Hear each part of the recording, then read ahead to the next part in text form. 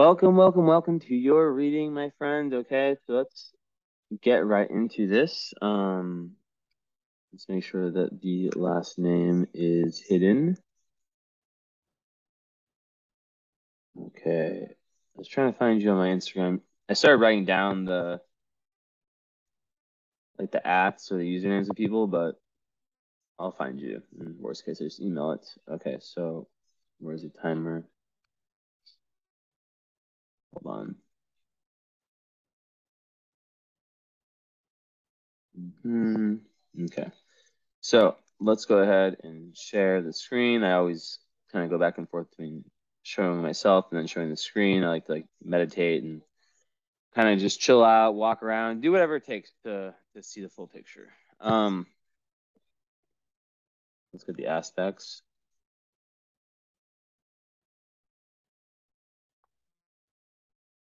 I'm sure my food delivery won't arrive for a long time. They'll probably even cancel it. They haven't even, okay. But there's a chance that at some point I'll have to pause the video, but whatever. Okay, so what do I see here? I was looking at this chart actually. Usually I don't look at charts prior at all, but I was actually looking at this one when I was giving a lesson. I just kind of to one of my individual students, I was just pulled a random chart, and I now realize that yours was one of the ones that I just kind of pulled up from my log of tons of different charts. So I know a thing or two about you from the get-go. So yeah, it's a very interesting chart. And it's also a great example of a chart that in Placidus or whole sign, it's going to be very different. So I'll give kind of the interpretation, at least from the sun and the moon, of both, right? Because the ascendant is at 9 Leo. So in Placidus, the sun would be in the 12th. And in the system, I use whole signs. Everything that's in the same sign is in the same house. So it would be in the first. But regardless, you are my first ever triple Leo. So that's some big time stuff right there. If you want to add Mercury, quadruple Leo. And then you have the South Node there, right? The South Node is because you were born the same year as me. You were born in July. I was born in March. So you're North Node Aquarius like me. And we're both, I always consider myself very Leo, but you are very, very, very, very Leo. You make my Leo look like nothing. Also, what's cool about just I like to look for random connections between me and my clients because I always see little things of why they might have been attracted to me compared to other astrologers to do the reading, and I completely see why. First of all, it's the fact that I am very Leo myself, but also the fact that your part of fortune is right on my ascendant, exact degree, and that's interesting. But we're not going to focus on mine and your synastry. I just wanted to point that out. So lots of commonalities between your chart and mine. We have the same thing here, Pluto, I see back from Lilith here. Now, what I want to point out is that you are a Leo. Your sun is 0 degrees though. This is a critical degree, and it's a very karmic degree, right? Because it's linked with karmic new beginnings. So even if you don't look at it as a 12th house planet, right? Because a 12th house sun typically would speak about the father being less, you know, less there, I guess you could say, less present, maybe a weak type of father, which can sometimes, like a father figure, that kind of thing. And, that can lead to all kinds of issues. But a lot of times 12th house suns, they tend to live in the shadows. They're very very in tune with the esoteric and past lives. It's very karmic, right? Um, And that's from the Placidus. But then with the whole sign, which I'm going to do the whole reading based off of, even if it's in the first house, it's still 0 degrees. So there's still some level of like, yes, it's Leo, and your moon's there too, and your sun's there too. So there's gonna be a strong, strong Leo emphasis, which we're really gonna have to talk about what that means and kind of how that can go, like what the right way for that to go is and what the potential wrong way to go is, right?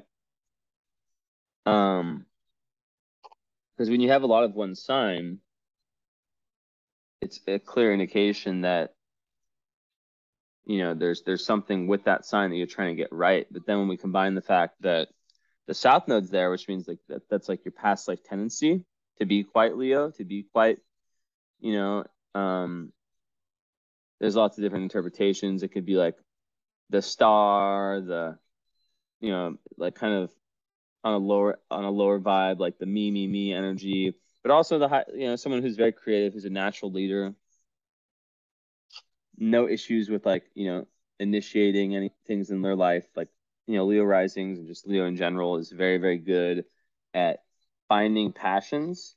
And also high Leo is very, very much about like being in touch with your inner child. So you're born in 1990. So I just said. Regardless of how old you get, you'll always have this youthful energy. You'll always, like my mom's a Leo moon, and it keeps people kind of young and like on an energetic level. The key is, to stay in touch with that, right? Stay in touch with that side of you. Now I'm looking for aspects, and I see obviously Mars. So there's a T-square with Mars, Sun, and Pluto. You see Mars opposite Pluto, and they're both squaring the Sun. Now, I mean, it's kind of like the ascendant also kind of squaring that Leo energy, because the Sun, it's like 0 degrees, so it's 14, so it's a little bit far. The Moon, yeah, it's pretty much squaring like Sun, Moon, and ascendant. It's like a massive T-square that kind of like hits all the parts of your Leoness. The most would be your ascendant, and then the Sun and the Moon are kind of equal in that. Although the square with Moon and Pluto is the one that's really, really present. So I'd say yeah, the T-square 14-degree orb for like Sun to Pluto is a little bit much. So maybe it's just more like a T-square with Mars ascendant in Pluto and Mars Moon, even though it's 11 degrees, still just in range, and Pluto. Regardless, we can categorize it as your Leo energy, right? So this is very dynamic. And I'll get into that a little bit later as I progress through the progression of the chart. But to have everything, so basically to have so much fire, right? When you have so much fire in your chart, you think, okay, well then like what elements are missing, right? Like what do you have none of? And you see down here, there's no air, not even any air houses. And when I look around, I see, okay, you got a nice Earth, Mars on the midheaven, which is going to be very helpful to have that Mars in Taurus. But it's a lot of fixed energy, and then you have, some water with your Venus, and no air. So when we talk about how your North Node, right, which is the part of your chart right here, right, in Aquarius, which is on your descendant, is in air, it's a clear is light indication that in this lifetime you're trying to learn to be more collaborative when it comes to like working with people, working for humanity. Like maybe you're someone who, like a lot of people that have that kind of Leo, they can come into this life with a level of like not entitlement, but like just being used to like living the high life, like mm,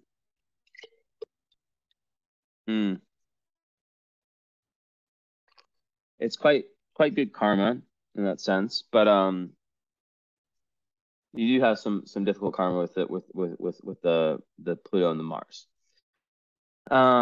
So right off the bat, the first instinct is like hold your horses. Is like the first thing I see. I mean, look at the fires all the way up.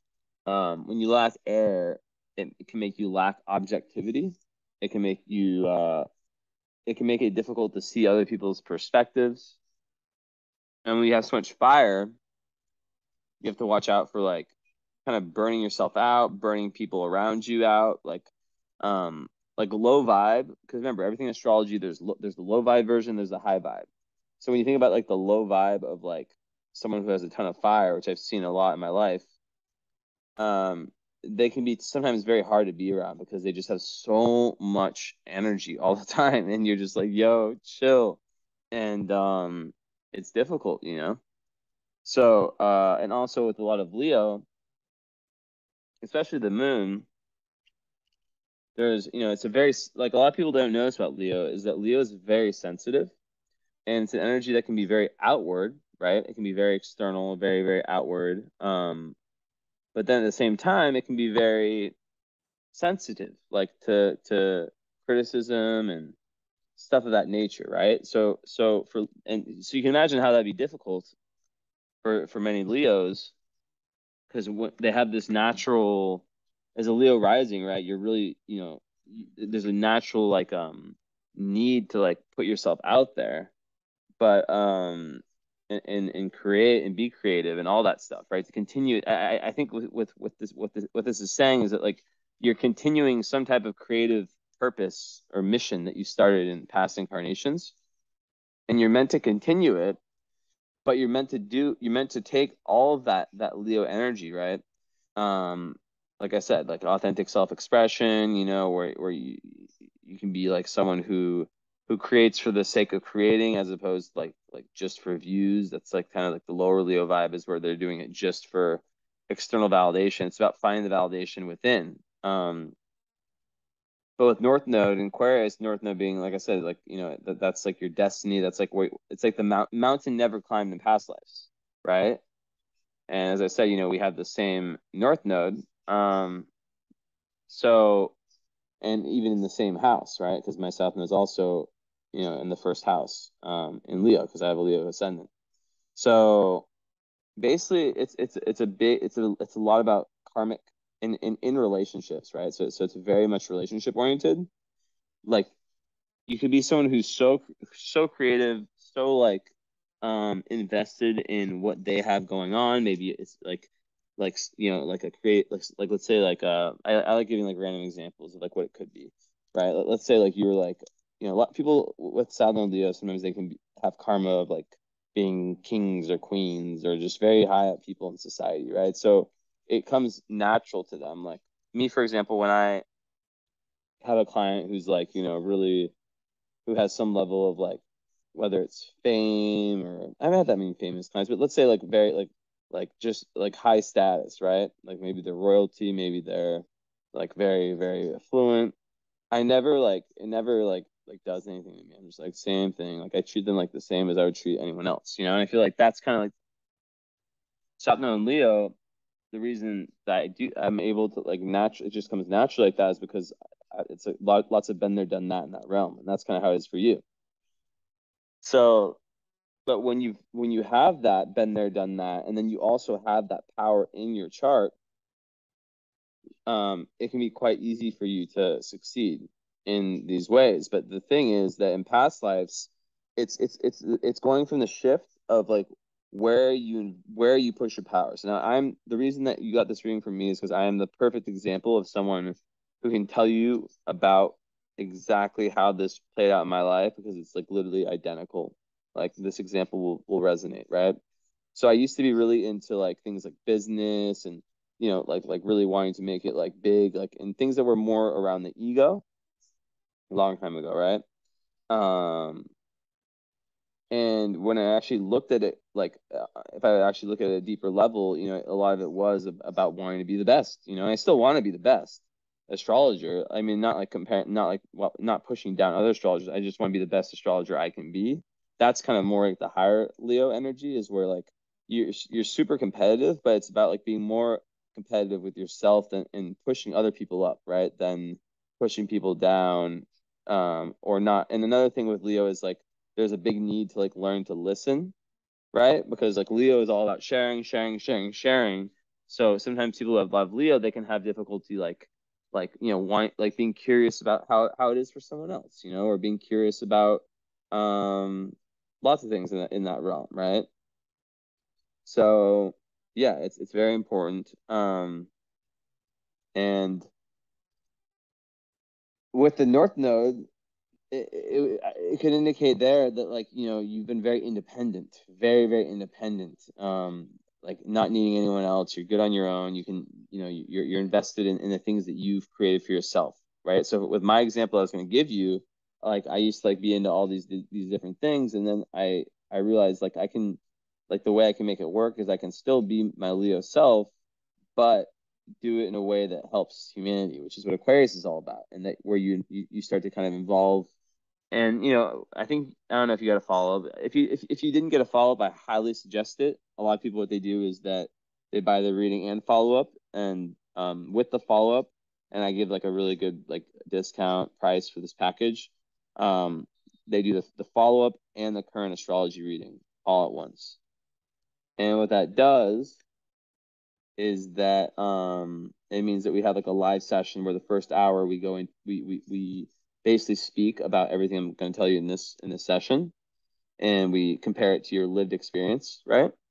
And then after that, and like answering any questions, any clarification, blah blah blah. And then after that, we move into what's happening for you right now, like the current astrology. And I have my 2 masters in psychology that help make those sessions even better. So you can let me know if you'd be interested in that. Most people do it. I just block out a full day of my calendar. I only do like 3, maximum 4 of those a week.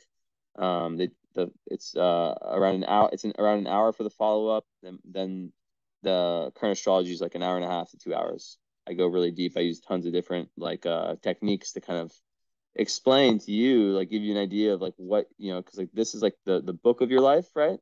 You get this done once, you never really need to get it done again, unless you want to hear. I mean, like from me at least, unless you want to hear I mean, I have had people like actually the next reading is someone who was one of my clients when I first started, and she wanted to get a new one because she's seen how much I've grown and learned and gotten better. So, um, yeah, but besides that, yeah, that's kind of what I'm saying is that birth chart's the book of your life. Current astrology, it's ideal to get that done once a year. Just to know, just to understand, like, okay, this is what I can expect, right? And it's very helpful to link the two together. So just putting it out there, I'll tell you the price right now that I'd give you. Usually it's like 150 for the follow up and 250 for the current. But I would do them both for 280. So 180 for the follow up instead of 250, and 100, or the 100 instead of 150 for the follow up, so $50 off that, and then 180 instead of 250. So a huge $120 off for that. Okay, moving on. So yeah, just let me know. I'm gonna have to like research for your Instagram. I don't know, or yeah, I'll find you. I'll find you. But anyways, so with all this Leo energy, right? So I've been telling you about like how like when I started to do things that were more like for the collective, which is Aquarius is for the collective, right? Um, I started seeing real success, right? I started to become happier. Lots of stuff started moving in my life that was very positive. But whenever I try to do things that were like more ego centered, or even like pray for things or try to manifest things, like it just wouldn't work out, So like it's about like using like finding the balance between Leo and Aquarius is like using that Leo creativity, that Leo passion, that Leo drive forward. It's fixed fire, so it's the ability to start things and actually like follow through on them, which is like most fire signs, Aries and Sag or the other two, they don't have that, especially Aries. Aries starts things and they don't finish, right? And even though your planets are in the first house, which is the house of Aries, they are, so very self-starting, but also the ability to kind of follow through on them. And then you have a Taurus Mars, which is really good for that too. So that's kind of some of your superpowers. Um, now, um, with the seventh house north node, though, it's very important to understand that in past lives you probably didn't make many compromises when it comes to like relationships. Like maybe you're so like involved with like what you were doing that you didn't like take enough time to kind of make things okay in that area of life. Maybe so it's like about like finding like the perfect balance between like not being like completely codependent, obviously, but yeah, the balance between like the extreme, one extreme being codependence, I can't live without you, and the other one being like I'm gonna do whatever the fuck I want. I'm not gonna compromise at all. I'm not like so it's being able to compromise a little bit when it comes to relationships. So yeah, which can be tough, because Leo like Leo is a very like individualistic sign. It wants to manifest itself. It wants to find its highest creative potential in whatever area of life is it's being asked to to look at. And there can be a challenge to take like a more collective outlook, especially when you lack air, right? Because this is what's difficult is that there's no like my chart. I have my Venus and Mars in Aquarius, right? So I have those supporting energies in the same sign as my North Node. So it comes a lot easier for me because that's where I have my Venus and my Mars, and it's like right next to my North Node. For you, you don't have any of those supporting energies. So there's really this big need. I would definitely do breath work if I were you. Like you have no air in your chart. Breath work is like, and just like hiking, like ways to like really like, you know, like get like really like get other people's perspectives also, like listening, like really trying to learn from different people. Um, that's like a big thing for you. So yeah. Okay, I'm looking for something really quick on my phone.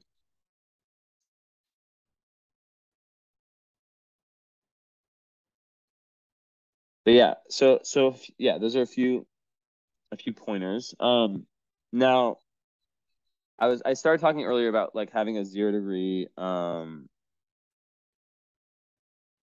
sun.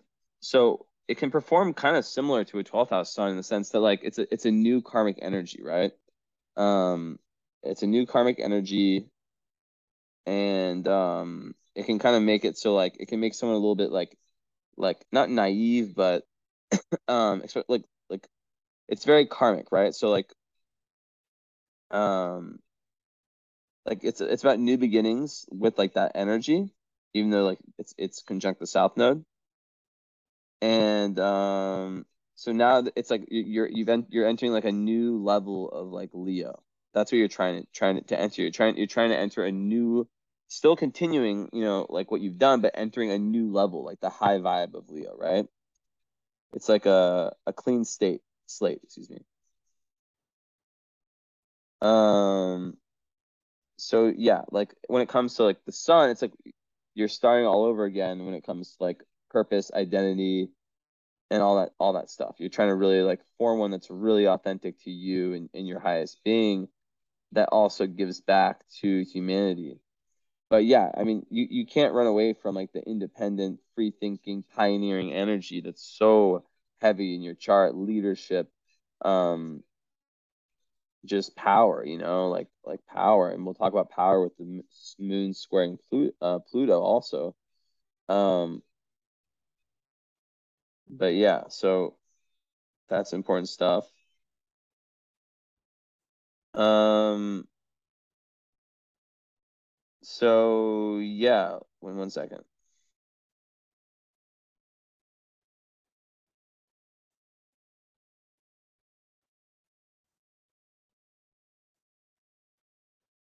So yeah, it kind of also gives like a kind of a almost like I very youthful idealistic outlook, right? Um, that can make one very malleable in that sense. Where they're not really that held back by their karma in the sense that they're like they're able to really push forward even though it is a difficult ask. it's more of a malleable because you know you have lots of fixed energy, right? Leo's a fixed sign, Taurus is a fixed sign, and then Cancer's cardinal, but still fixed can be quite stubborn. So that's another thing of like you know, Leo. Yeah, with the sun at 0 degrees, it's like, you know, career goals, life mission, vocation, um, like anything with like ruling and leadership. All these things are like kind of turning a new page, right? So when it comes to like also the lack of air, right? A lot of people who have that, they hunger for like this social interaction, but they can frequently feel like misunderstood, out of contact. They might prefer to like write rather than speak, which I doubt with your Leo energy. But they'll learn. It's more primal in the sense that they'll learn more from experience than from like ideas or like, you know, like intellect. Not that you're not smart. It's just saying that like it's more experiential, you know, like, and with Leo, which can be quite stubborn, like you can be like, I want to know this for myself, you know. So yeah, like I said, there can be a lack of objectivity, but the thing is, you need to compensate by getting feedback from other people. That's very important for all this Leo, is to like really get true feedback, whether it's through like good friends, relationship, you know, counseling. Like really get feedback from other people and listen, right? Um, so let's see here.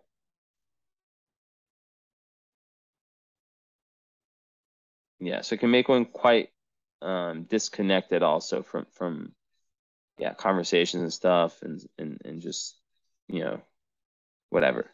And quite detached, right? Or excuse me, like opposite of like opposite of disattached. Like the air is very disattached. But when you have none, it can make you very, yeah, in it kind of, right? Because like, you know, air is all about distance, detachment, rationality, objectivity, and fire is zest of life, enthusiasm, excitement, inspiration, being imaginative. So, you know, it's about finding like ways to take that, all of those fire traits, and use them to kind of get into situations where you're able to learn and get new perspectives and not be kind of stubborn in your outlook. So um yeah, so the sun square Mars. Okay, let's talk about this T square. um Before that, I want to introduce all the players, and then we'll talk about it, because this is the big thing in your chart, right? When I see charts like this, I'm like, there's always a big thing. This is the big thing. So Mars and Taurus on the midheaven, right? So Mars is the part of your chart. I haven't even talked about the ascendant and moon. You know, like we'll get into those, right? I'll talk about the emotional needs of Leo moon. I'll talk about like how Leo risings kind of present themselves, and how they go through life. But I want to actually, you know, you know, actually, instead of doing that, I'm gonna, because those are still parts of the T square, I'm gonna introduce all the Leo players first, and then I'll go and talk about this and this, and then how they all connect, and then how they all release in Aquarius. So that's like another indication of how it's like a bow and arrow, right? Imagine like this, and it shoots out into, like, you know, here, seventh house, where your north node is.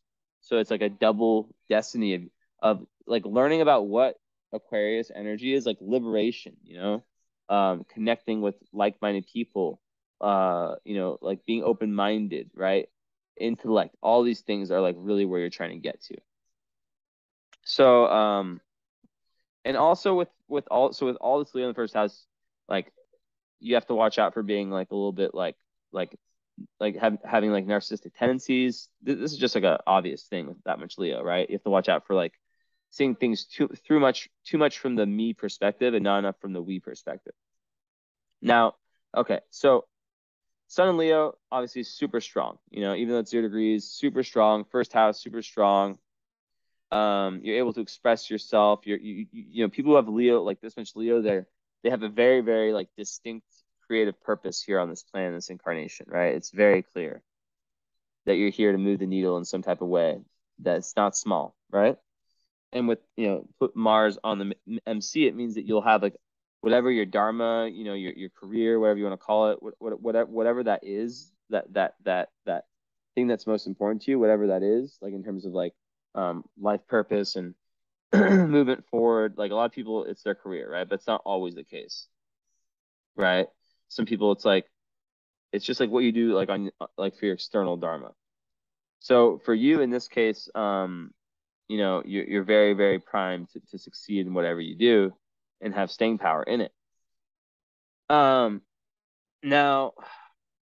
so yeah, Leo suns, you know, they and with the moon, the ascendant, like you know, the Leo moon, that's like the emotions, the you know, and but basically you were born like, you know, right at, like 2 days after a new moon, which is interesting.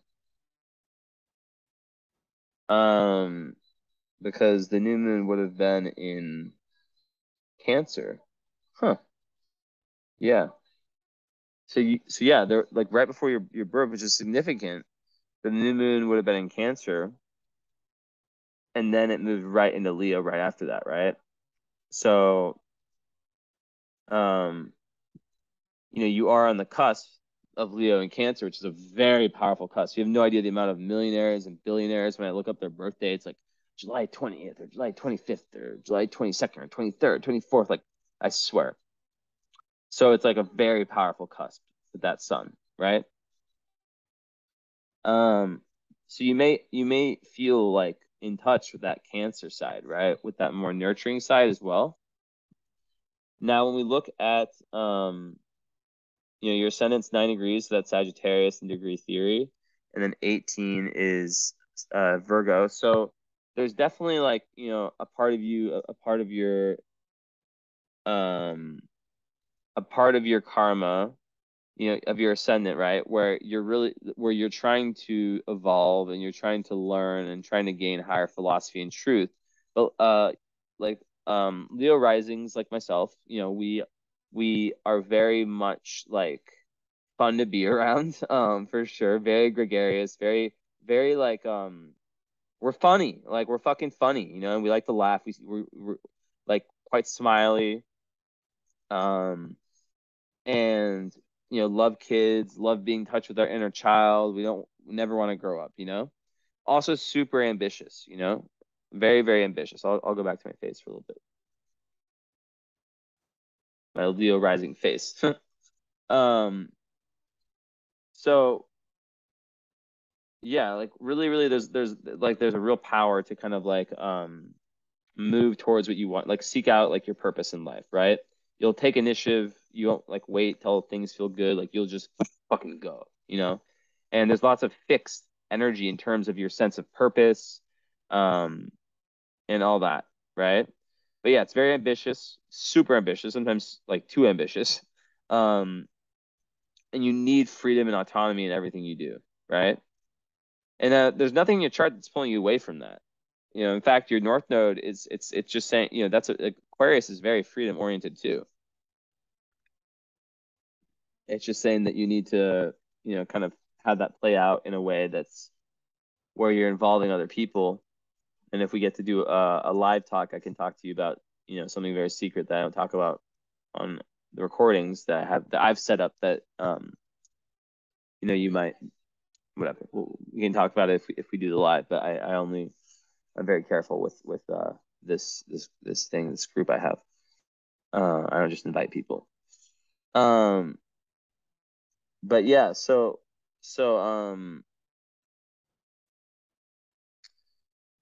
yeah, basically just like when you're moving towards, you know, that person, that passion, that purpose,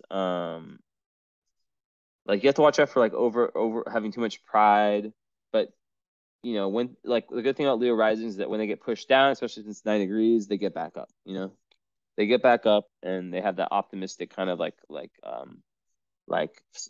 you know, view of life and movement and outer expression. That and what's really good is that your moon and your ascendant are conjunct, which means that you wear your emotions on your sleeves. One second, I need to let my cat in. So when you wear your emotions on your sleeves, it creates lots of authenticity. Oh my god, my other cat just got up. Fun as me.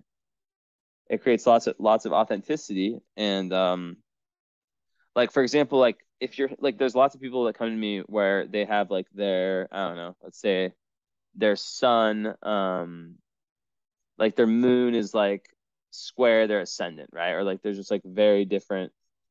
One second.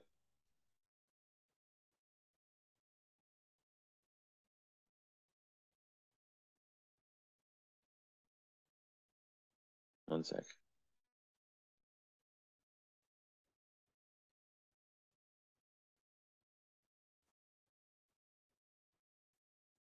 Okay. So, one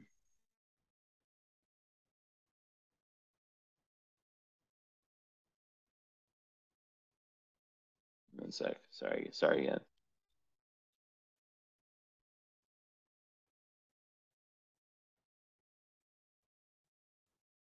Okay. So, yeah, basically like when you have people who have like, this energy, like let's say like like a moon square ascendant, um, like the ascendant is obviously like how, it's how you look, how you come off, all that stuff. So when they're at odds with each other, it can create an energy where people kind of don't get you. You feel like kind of misunderstood. So with this, it's gonna be a lot different, and you will feel like people kind of like like what you see is what you get. Um, Leo Moon means that like at the eternal level, there's a deep need for attention, a deep need for so when you're a kid, definitely like probably needing lots of love, lots of like hugs and praise and stuff like that, right? Leo moons they tend to need that, right? It's not like a bad thing. It's just like they can in relationships they can be a little bit needy also. And they can be quite, the thing with Leos, they can be quite dramatic. Like they're great actors and actresses and great at at performing in any way, right? The whole thing about Leo. Sometimes like they can create drama. They thrive. Sometimes Leo's like, it's almost like I talk to them sometimes that they'll admit it, like sometimes they like the drama, like they thrive on it, which is funny because it's like the it squares Scorpio, which is like also kind of like that. Um, just like the two signs square each other. So overall, yeah, the Leo moon, it's an emotional need to progress in the first house, right? Emotional need to like to you know to feel like you're taking the center stage in your own life, right? That's like the higher vibe, like to feel like you're really living up to your potential. And also there's a need to play. So when it comes to relationships and partnerships, there's a need to kind of like be, like I said before, like you'll need a partner who's in touch with his or her inner child. I never know my clients are bi, straight, or what's the word, gay or homosexual. I don't even know what the fucking PC word is. Whatever, who gives a fuck? They both mean the same thing. Um, but yeah, so you need someone who's like able to kind of like be like that, you know? And yeah, it makes you like very delightful company. And when things get tough, like when Leo moons are stressed, they like to just like do something fun. They like to just like get back in touch. So like if you're ever feeling stressed, remember what it was when you were a kid, or like your internal kid, but like remember what it was that made you feel happy, that made you like whatever. It doesn't fucking matter. I'm a fucking child. I seem serious because I'm doing this reading, and sometimes I am very serious. But trust me, I like talk to my cats like a fucking baby, like and I'll admit it. Like I don't give a fuck. It's fun. Um, but it's all about authenticity. It's all about authenticity, and the thing with Leo you have to watch out for is giving in too much to the spirit of what other people want and expect from you. That's like the big trap that lots of Leos get stuck in, is that they like say there's something they're good at or something that people like, oh, like like you're really good at I really like you when you are doing this thing, like when you're like acting or or singing, right? But you hate singing, but because of the validation you get, singing was probably a bad example because no Leo that's good at singing is gonna not like singing. They're gonna fucking love it. But like, the validation. So it's really about like kind of like with the Aquarius North node. That's like Aquarius does not give a fuck. that's the thing that's very different about these two opposite signs. Because remember, an opposite sign, if you I teach astrology. I was just telling my student yesterday, like opposite signs are the same energy but opposite manifestations. So that's like the big difference is that Aquarius gives way less of a shit about anything than Leo. So moving towards that is very powerful. And yeah, like in terms of like you'll be you like to have fun, like parties, festivals, whatever it is, events, like you'll like to really express yourself and be social. And you just gotta watch out to not like you have to like kind of like channel that air I've been talking about, channel that air, which is like really like if you think of it like you can think of it in the sense of like social awareness, right? Like social awareness. Let's make sure it's scaring you. Probably not. The Leo is fearless, the heart of the lion. But I get this vibe, this Cancer vibe, like just energetically. I feel like there's like the Cancer Venus, and the fact that it's cusping, and that you're born right before new moon was like I feel like you have like that energy also. Like I really feel that. Like that's just intuitively. We'll have to hopefully talk about that in a follow up to message me about that. But yeah, that's the thing with Aquarius is that yeah, it doesn't give a shit.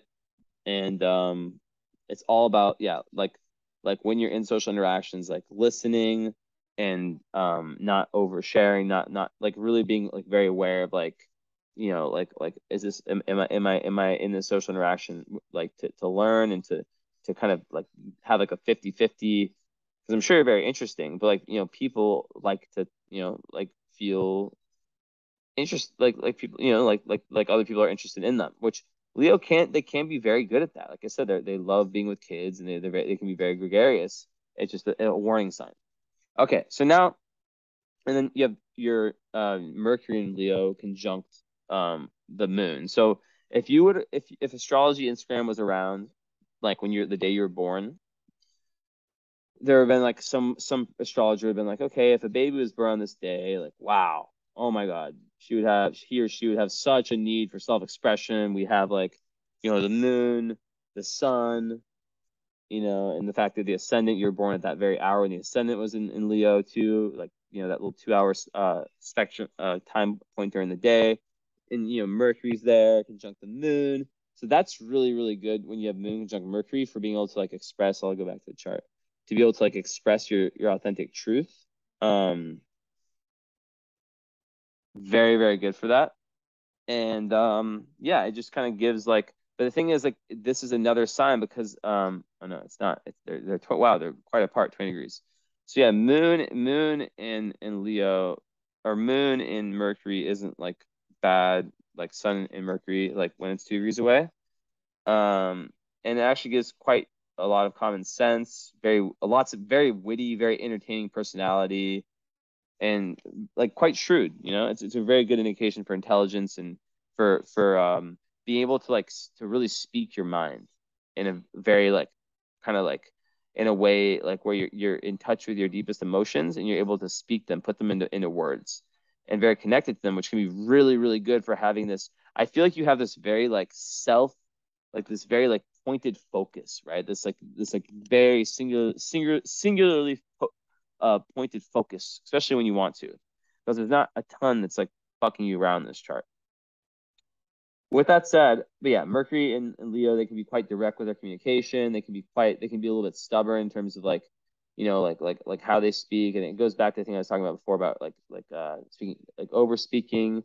So yeah, but like they're very proud of like what they've learned. They really want to express that and teach people about that, about the things they've learned, right?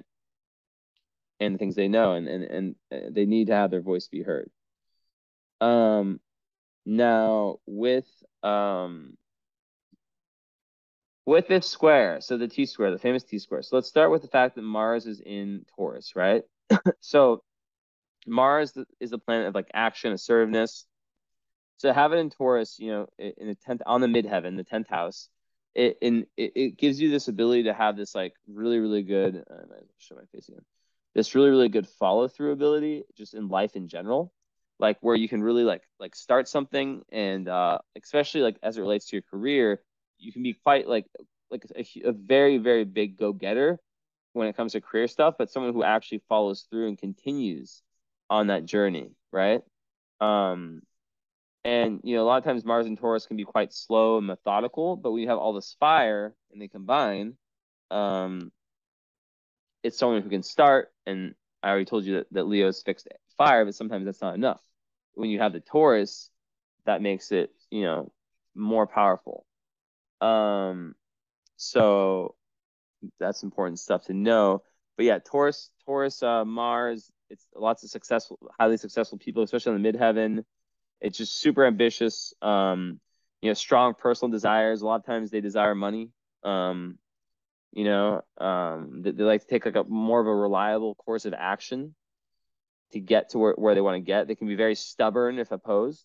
So yeah, it's kind of more stubborn energy, right? It kind of has to be like, it's very probably you're very determined though. Like you're very determined. The 10th house on the midheaven, that's just like ultra ambition. To have Mars on the midheaven, that's like the hustler. That's like the fucking business owner, the entrepreneur, the person that whatever they decide they want to do.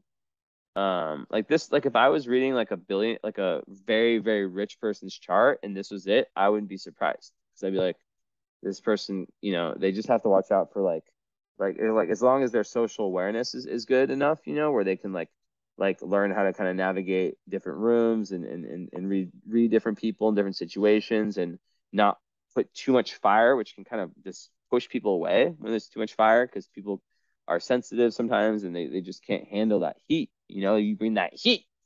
I can handle it, but a lot of people can't.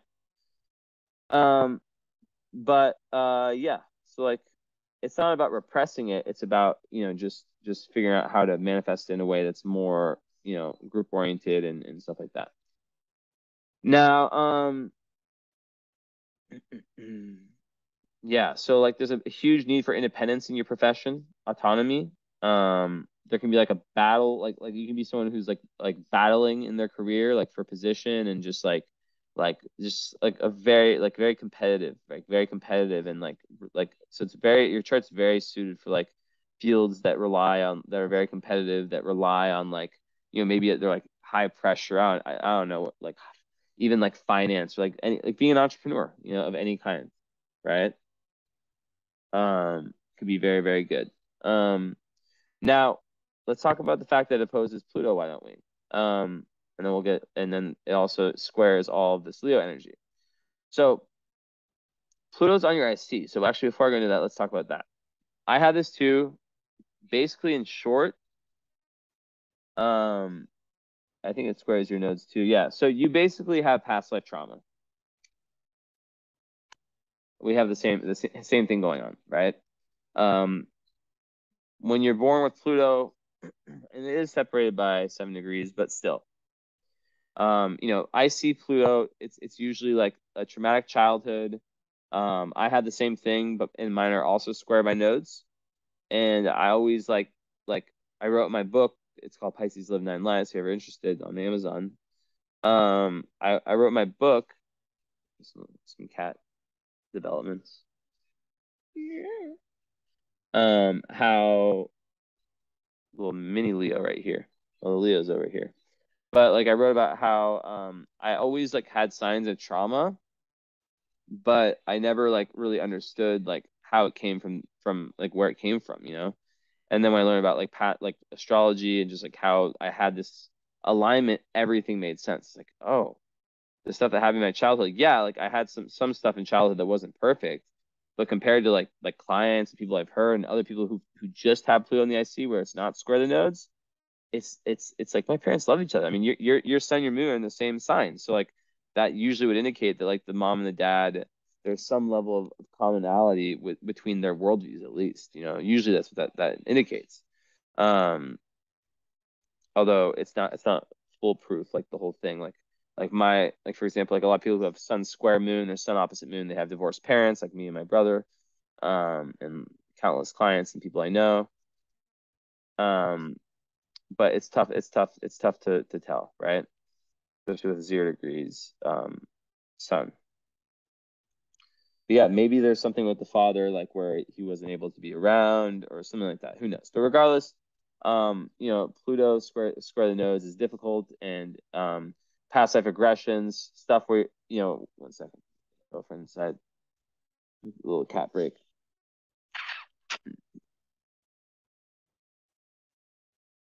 Okay. Past life regressions or something where you're able to, and give me 1 second, I need to tell her. If they knock with the food, answer it. They'll probably call me. We'll just try to listen. I'll text you or something. So, yeah, so with past, so like, yeah, like getting into the past and kind of like imagining, like, what could have happened to someone who's so Leo, right? So this is another reason why I'm doing this reading for you, is that I have similar karma like this. I can feel you. I understand. Maybe you share that opinion with me. Like maybe you've had like some difficulties in your life, but like you're like, it wasn't bad enough to where it like, and maybe it was, like maybe it was, right? But it's still like in the fourth house. It's not so smack on the IC. So it's like, but the whole point is that it's about like really digging deep and understanding, okay, how do I get past that? Because what happens when you have Pluto opposite the midheaven is that not dealing with that trauma, right? Which you have Chiron in 12th house, so I imagine there is something to do with the family. That not dealing with that can actually push you back from your highest potential career wise. And my friend who's a psychic, she told me this the other day or like a month ago or something and it just like blew my mind. And because like she didn't know my chart, she didn't know anything. And she said this thing, and I was like, damn, that literally reflects my chart perfectly. Pluto opposite midheaven. So yeah, that's massive. Now I've explained that and explained all the actors here. The massive T square, and we haven't really talked about the Cancer stuff. We will. Um, is between all these fixed energies, right?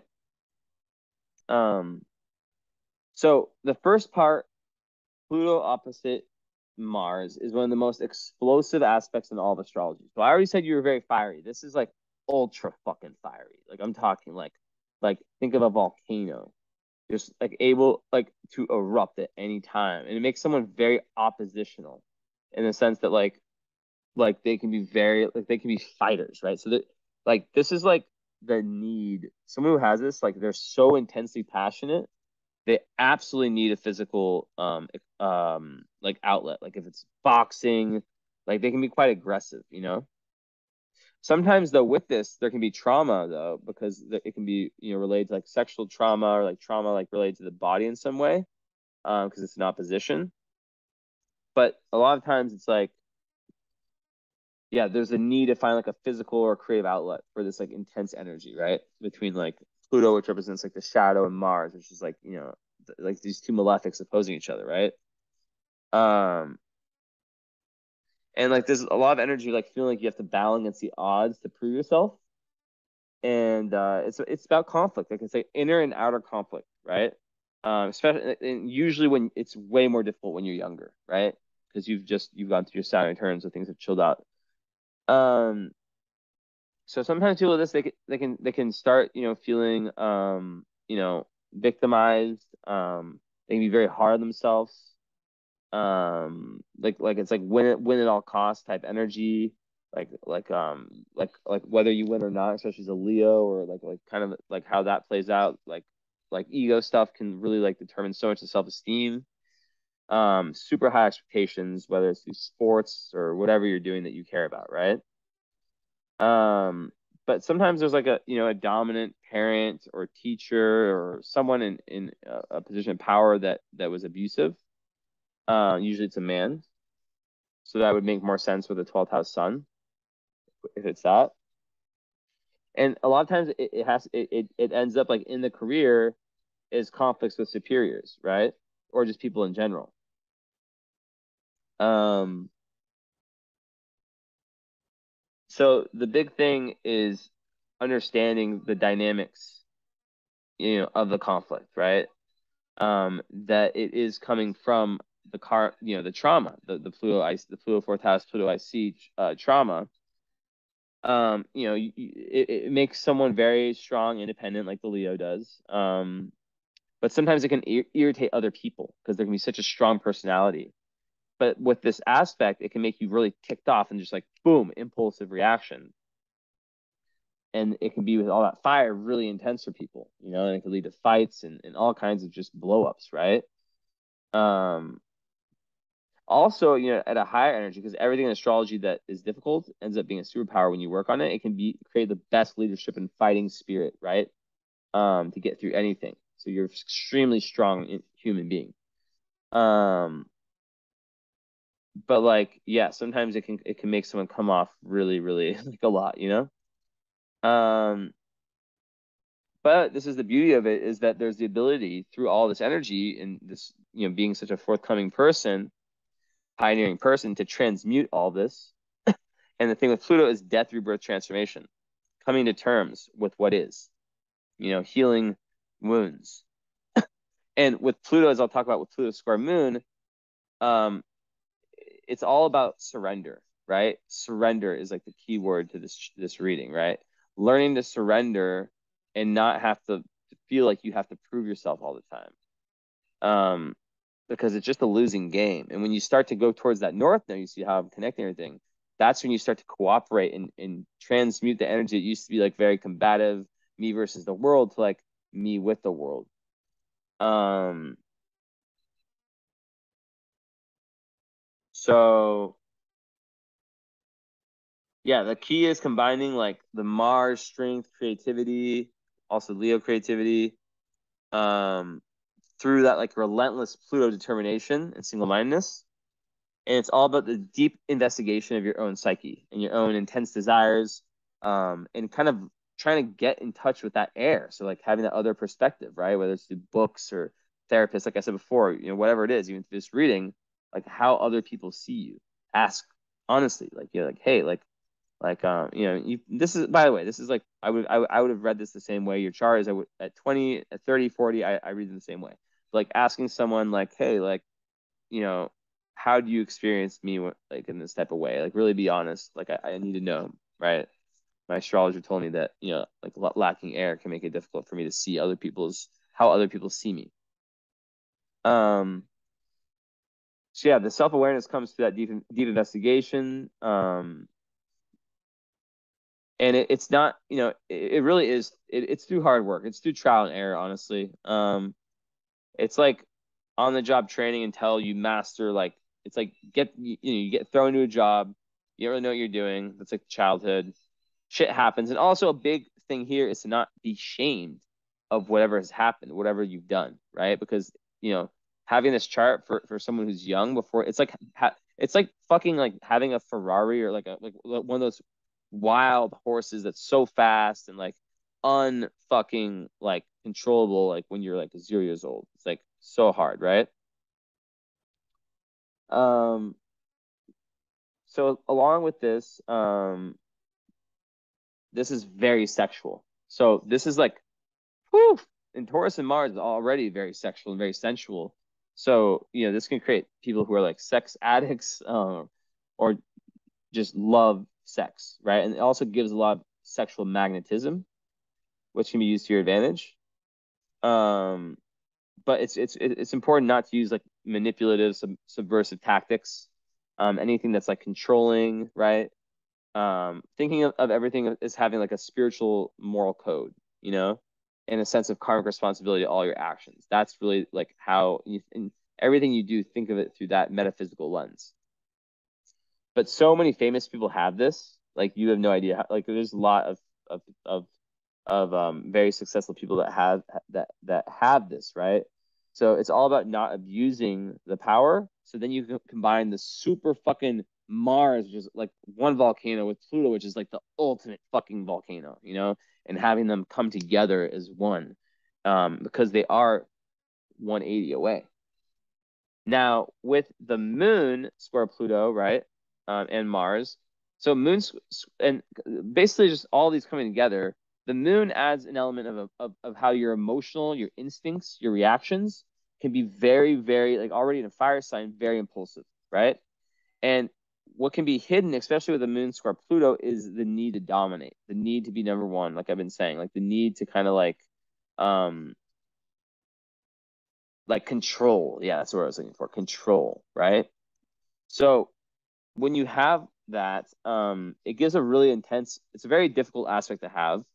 Very compulsive emotional behavioral patterns. Like there can be like dark emotions, self-destructive behaviors that can cause like all these emotional crises. But the whole point of it is that the Pluto is actually pushing you to do shadow work, right? Internal shadow work. So you'll have like all these like maybe traumatic or fucked up things that happen, that situations that just happen when you're young because you have such a strong energy. But then, in time you go within, which is what the Pluto asks for. Um, and what happens like psychologically is that the emotional reactions are coming from such a hidden place that it can make self-control very difficult, and it can make it very difficult for you. And Mercury's also involved, right? So like Mercury would add like the fact that you would speak this, you would voice this, right? Because your moon and your Mercury are together. Which also is very important to know, like for current astrology, that whenever anything like any transit, let's say like I don't know, let's just for the sake of argument, let's say that Pluto, even though it's in Capricorn, let's say Pluto is like about to yeah, eventually, like in what, like 20 something years, 30 years, like when it gets, to the end of like 20 years or so, when it eventually squares your moon and your Leo energy, because you're actually, yeah, because you're about to go through Pluto opposite Sun. So yeah, definitely, I would definitely get that reading because that's a fucking huge one. It's coming up very soon in March, and you're probably already feeling it now, which is pushing you even further towards this shadow work and this need for that. But yeah, so this can be really difficult for relationships because it's like your instincts and moods keep sabotaging the relationships in other areas of life. A lot of times the pain is related to the mother. So I know I spoke like positive about that, but a lot of times, the moon square Pluto is related to like a domineering mother, who try to control you in some type of way. And yeah, or like a obsessive interfering mother, right? But yeah, there can also be like ancestral reasons for this, right? As I said, it's linked to your nodes. So you could be someone who, like myself, is here to, like, in so many of my fucking clients, I swear I say it's like once every 1.5 or once every two readings, that you're definitely someone who's trying to undo like ancestral trauma, right? Like you're like the chosen one, huge responsibility. But it's really through close relationships, where the emotional crises occur, because that's like where people only get to access your moon through these, right? Um, and also the moon rules the public, so there could be some painful like public experiences that happen, where your like private life or like most intimate parts of you were like exposed in some type of way. Um, and there can also be like a very obsessive energy with this, right? Like where you form bonds with, because there's this real like forming bonds, like really really close bonds, and it can come across as quite smothering at times and too much, and you can feel very like misunderstood. So it can lead like in relationships like a need for like, let me check on my delivery, a need to like the unevolved versions. 1 second.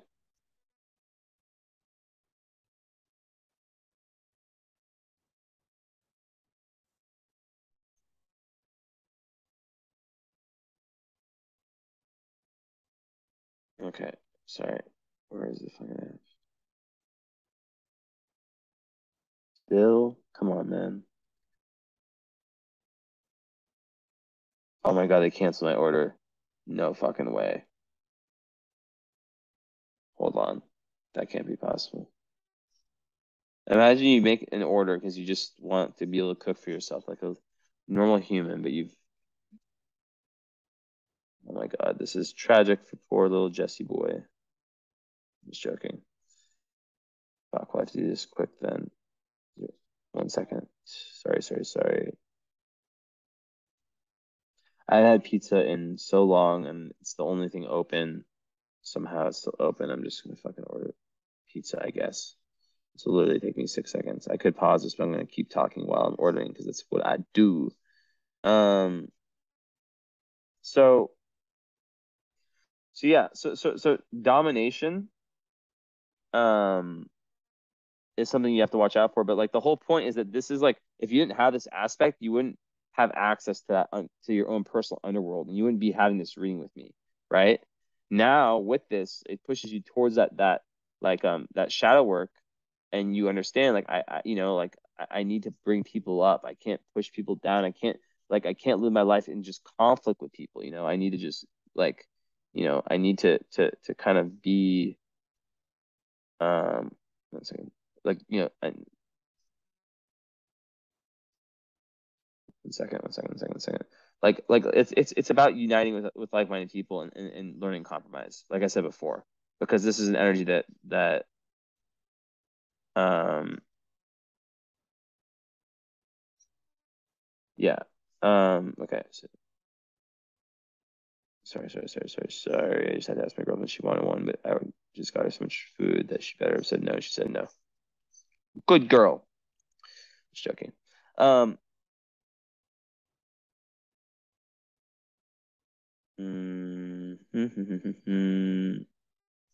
do this fast before it closes. I don't really eat. I don't eat meat. Like I do, but like very rarely, and they all have fucking meat on them. Lazine, where's Chupach? Chapa. Okay, whatever. Hodum.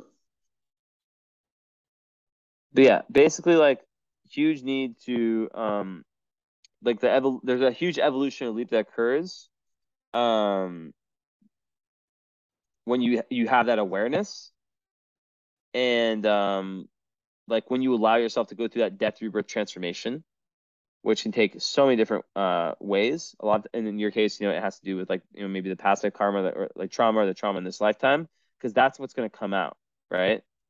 And also this can also play out as perfectionism and self-hate, right? So you gotta watch out for that. I could just pause this, but I'm literally just need to order one more of these tiny ass fucking pizzas. Okay.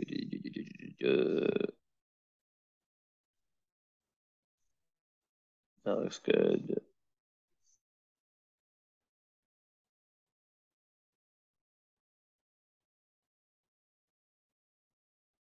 Okay.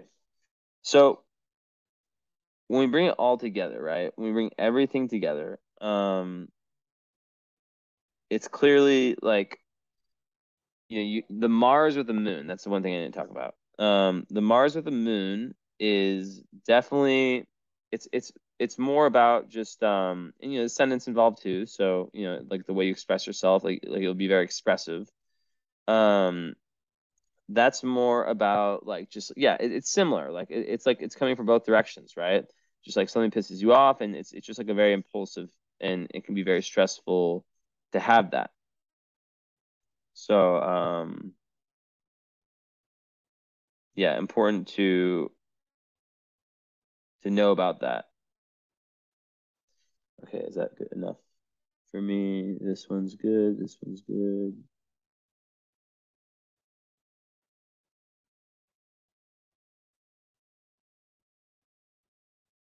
Okay, order. Okay, it's done. Let's see if they accept it. Sorry about that. Like literally, like imagine like fucking like I ordered like how many hours ago? Like 2 hours ago, and they just canceled last second. Awesome. Thank you so much. Okay, so it's ready. Okay, good. Anyways, so first pizza in it's gotta be like 2 months now. So like a record for me. And there's such good pizza where I live. There's so many Italians that are people who've lived in Italy who come back who live here. Um, so yeah, basically like that's massive, and the way to and I'll show you the screen again because the resolution point of a T-square is where the apex of it shoots out of, right? So regardless of whether you say the apex is like the moon or the ascendant, it still shoots out right here in the same house as the North Node. So it's literally like about finding compromise, especially in your one-on-one relationships. Like you're especially in your close, like whether it's like romantic or BFF relationships, and and then also your relationships with the with the collective, and finding the different perspectives and being parts of groups where you're really like able to kind of be like listen and be interested in other people and learn from other people, and you know what I mean, that kind of energy. So very important stuff. Um, and yeah, like the T square, the yeah. So just lots of like very like I'd be very interested to talk to you about all this because you have Mars square South Node too. So that speaks of like how probably in past lives you overused that assertiveness faction function was probably something that was you're probably you're very powerful. I told you that many times. I don't say this like I'm not like a fucking record player in readings where I say the same thing everyone's very different. Come on, Mika. So in your case, you're very powerful. So it's about like you still have these powers in this lifetime, but it's like about using them correctly. In past lives, you've probably been overbearing on people, maybe a little bit like too dominant. So learning to kind of keep that in check. Um, the Cancer energy, Cancer, 12th house Venus, can be difficult. Um, like now, kind of like with love stuff, you'll definitely be someone who is, very, very like, like empathetic, like a very empathetic lover. Um, and someone who is really, really able to, who wants to have like a very close emotional bond, who there's lots of love for your family too. Even though Chiron's there, which could relate to like lots of healing needed in the family, there's still lots of love, both of them. Now, this is a very huge sign of a mystic. Am I presenting? I'm not. So this is like super mystical. I made a post a while ago about how when Venus and what the fuck? What the fuck? Okay. I made a post a while ago about how when Venus and Jupiter are in the same house, that house is fucking super powered. So this is your 12th house. So that means that like that's like like you are so tapped in, right? Like you're someone who like when you fucking tap like when you like meditate, like you're so tapped into the collective unconscious, like you're a natural healer. And you have Jupiter conjunct, Chiron, so you're able to really pump people up in that way, right? Really, really like heal people emotionally, heal people if they're like psychic, spiritual, like 12th house, and emotional wounds. But like it takes the not projection, it takes, but it comes from you having to do that for yourself first, which I spoke about perfectly here. Now, also, I didn't really talk about how Mercury square Pluto just independently can make someone like very it can just bring out lots of like darkness in the speech and in the thoughts of the person. So that's another area where that deep introspection and kind of analyzing like your own thought processes and your own ways of communicating, and it can make you like say things like like you can probably say things that just destroy people, especially 20 degrees Leo. I mean that's a fucking rough one, right? Because that's 20 is Scorpio, so like that is fucking like woo. Like you are not someone to fuck with when it comes to, or like I'm gonna say probably were, because I think you had this. Most clients come to me after Saturn return. I have a lot of clients, especially recently, who are like 90, 89, 88, 87. Like these years where it's like they've probably like, and there's no sync. It's obvious to me. I love when I get younger clients because it's like I can still kind of like tell them about the stuff, but like still, there's a synchronicity based on like when you're meant to, like, I don't know if this is your first reading or not. I don't even know. Maybe you fucking know astrology amazingly. I don't know. You definitely could with that energy. So the best way to think of it is like all of the things that scare people, the taboos, like everything that's hidden in the world, right? That we're told not to look at, the darkest parts of life. You have like a flashlight to where you have like a innate understanding of them, an ability to navigate these like dark spiritual realms with no fear and with actual like amazing understanding, expansion, and luck. So it's really good for being a mystic. So meditation for you, and just like that kind of yogic, like per se, I'm doing like a quote, so my fingers like path, right? Like that kind of like very spiritual path is a very promising one for you. And it's a really great way and you could be you could be like a spiritual leader with all the other kind of energy, someone who can really influence other people in a good way. But yeah, like 12th house Venus can be difficult because it can make you kind of like self sabotage a little bit in when it comes to love, um, and um, like the boundaries between you and others can kind of be less, I guess you could call it. Like it just creates an energy where yes, it's very good for spirituality, but in love, um, it can make someone who really likes to isolate and abandon themselves to the unknown sometimes, right? Um, so and also sometimes people who can be like obsessed with like the future, not seeing like the beauty of the present. Um, and yeah, but like overall, like the fact that Venus is what's it doing? Okay, so it's opposite Uranus. So that means you're going to really want like a way more unconventional type of relationship, like one where you're giving full freedom to kind of be yourself and and you're not going to like the conventional types of relationships. You're going to want something that's more spiritual, right? That helps you kind of move towards your spiritual aim, and maybe someone who has some air in their chart, right? Could be not too much, because obviously with the moon, you'll moon Leo moons that they require lots of love and attention. People with lots of air can be very detached and not giving them that. um but yeah, so then with the Venus, and Chiron there too. I mean, I always spoke about Chiron 12th house. It's like the spiritual healer archetype in Cancer, pain around the family, but then able to like once that in with like the inner emotions and childhood, and once that's healed, able to kind of like to help other people in that area. um so yeah, it's important.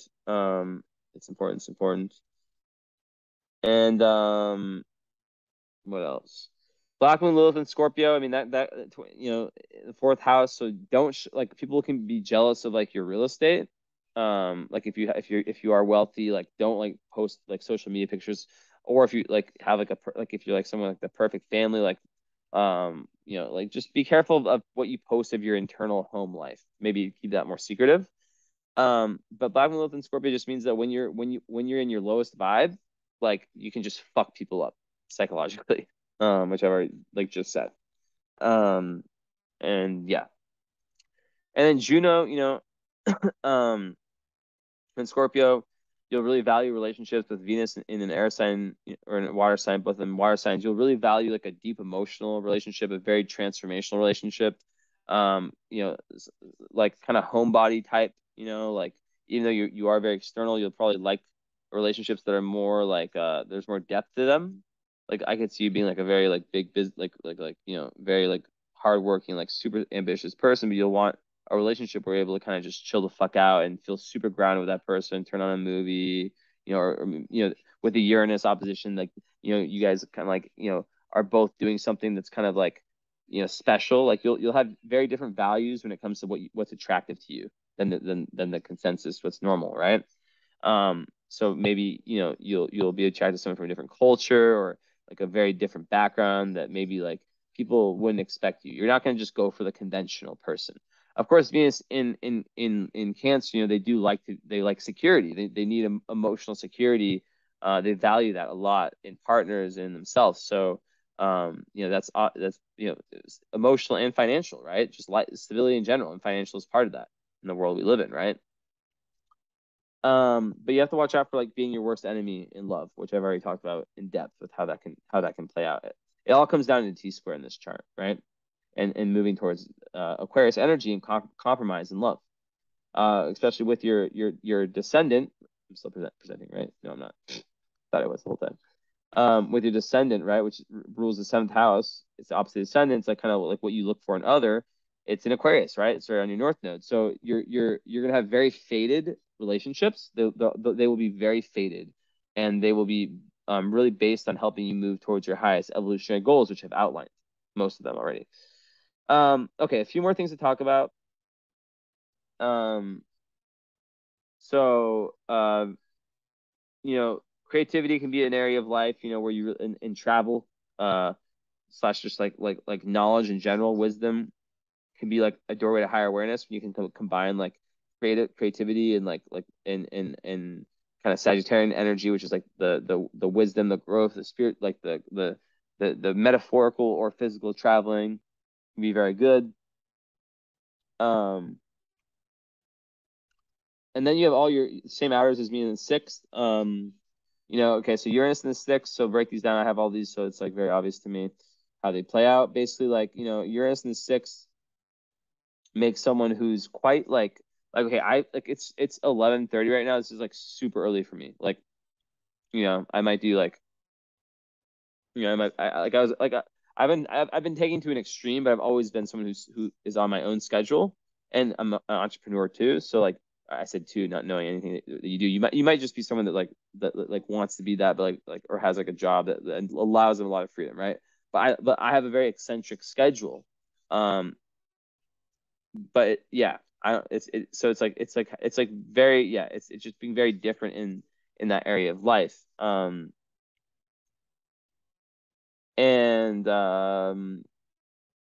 with Neptune, it can really make you hate authority.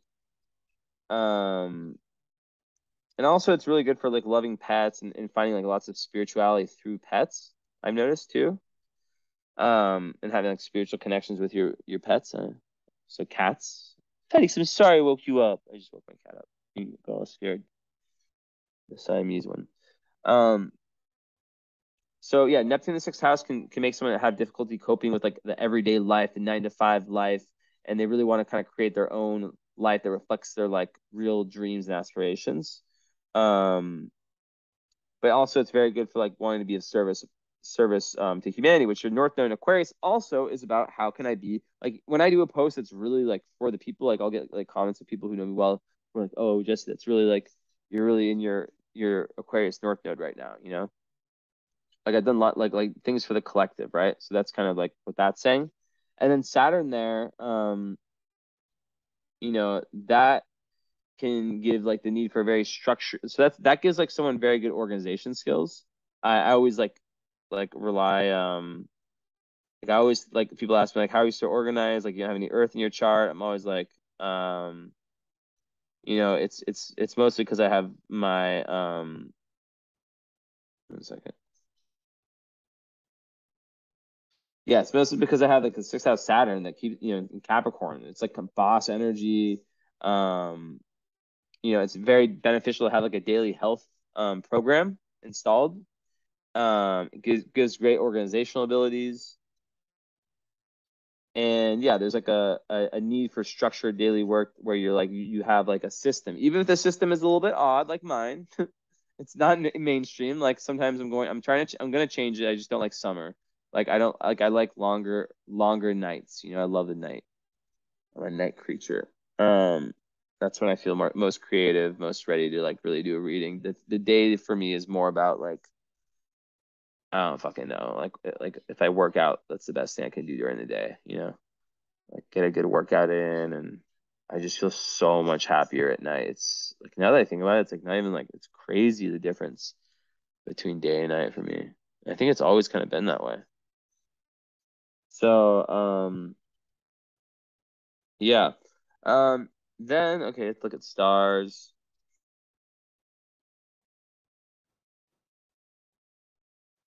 Yeah, so also like with Jupiter and Cancer, like there's a strong urge to like look after loved ones and like to look after your family, and it can give like a rather large family.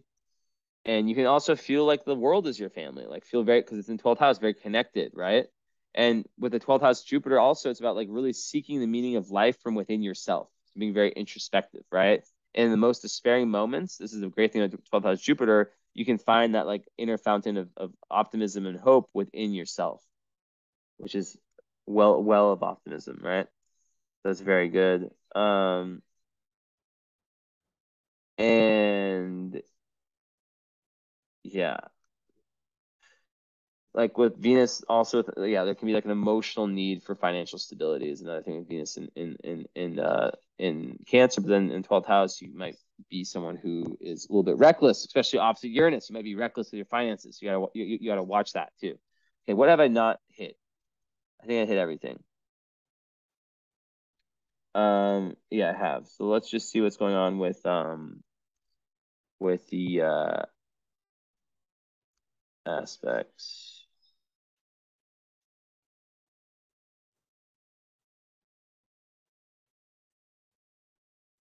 Okay.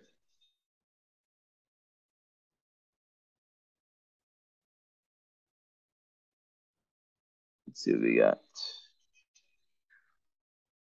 So you have Urania on your Jupiter. So that's like Urania is an asteroid that's all about like things like astrology. Um, so yeah, you could be someone who's an astrologer or who's like doing something like, tarot or you know, something similar to that, right? So yeah, it's a goddess of astronomy and astrology. So like anything like about the stars. So it's very yeah, it's literally the one that represents astrology. So have Jupiter means that you can expand a lot through your understanding of astrology. Very, very cool. Um okay, let's see what else, if anything else. Okay.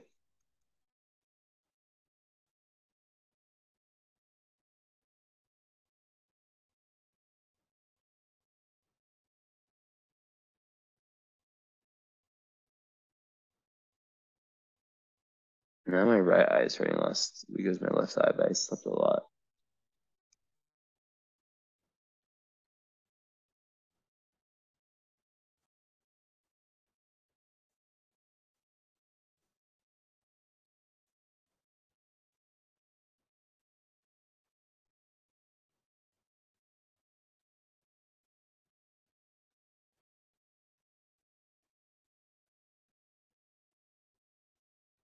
So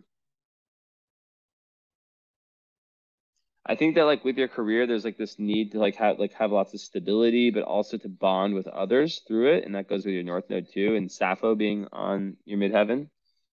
Um, so yeah, definitely a need to like connect. Um, let's see if I can find anything.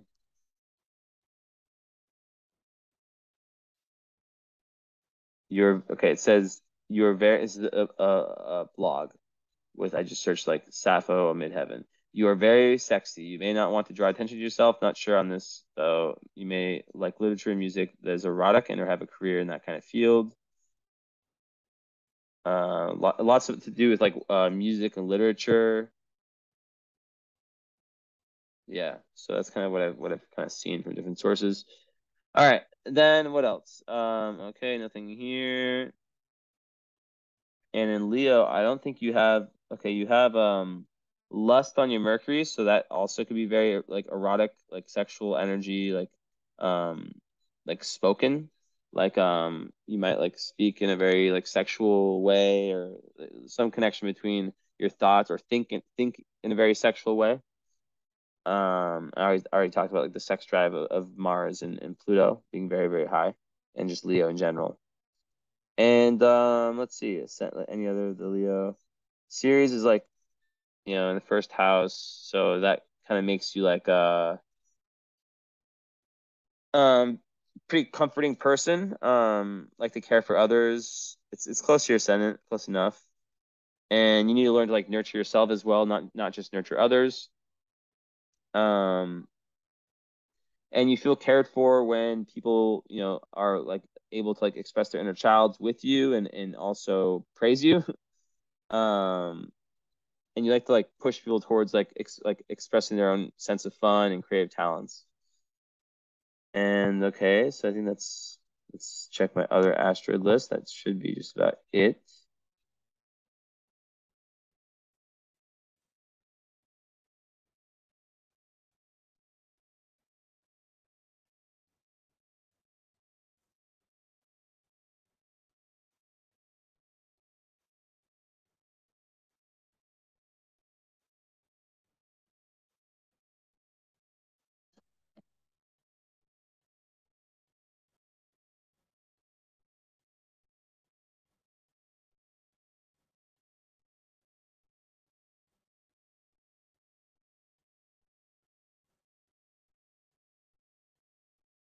Mm-hmm.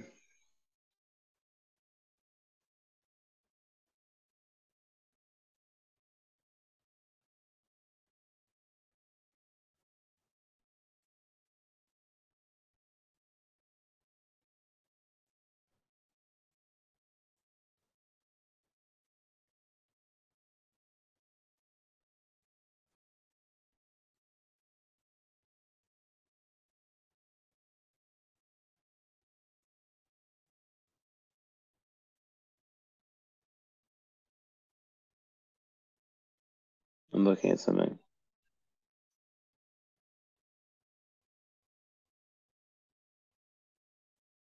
So yeah, with 18th degree, like your moon, you have to watch out for health issues. So it's really important with your sixth house, having all those outers in there to really like take your health seriously. Um,